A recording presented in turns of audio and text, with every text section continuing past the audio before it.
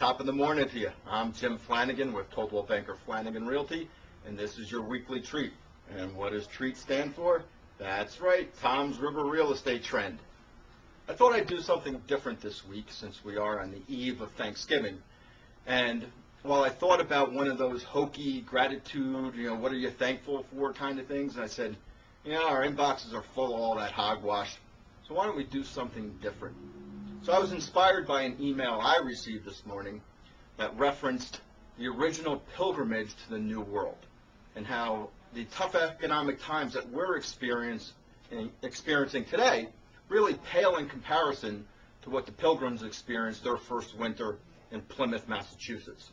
So let's look back, shall we?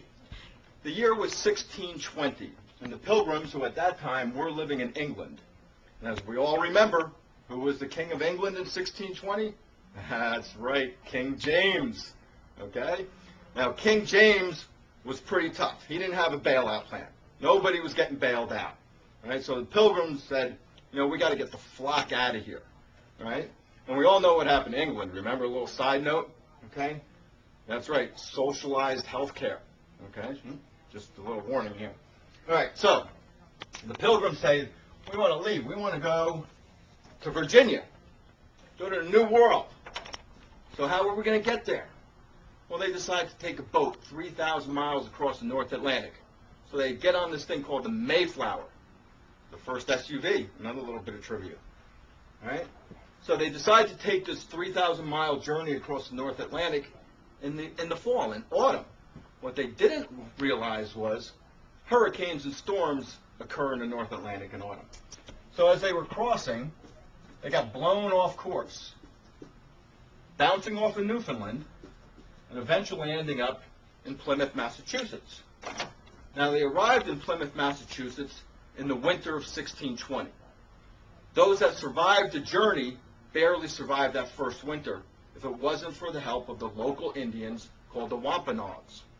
Now, the Indians showed the Pilgrims how to live, harvest food, fish, and survive the harsh winter of 1620. Now remember, this was pre-global warming, so it was pretty darn cold there.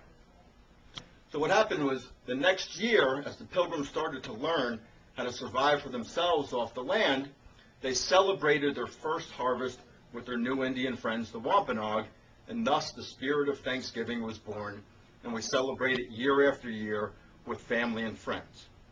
So I hope you enjoyed this brief history lesson, courtesy of Coldwell Banker Flanagan Realty. And as a way of gratitude and thanks, get off the fence, buy a house. I know it's the holidays, but mortgage rates are really low. So instead of waiting till after the holidays, get off the fence now so that you can be in a nice, warm, cozy home, so that you can be watching my next video about Christmas from your own home. This has been Jim Flanagan with Coldwell Banker Flanagan Realty, and the rest of the day to you.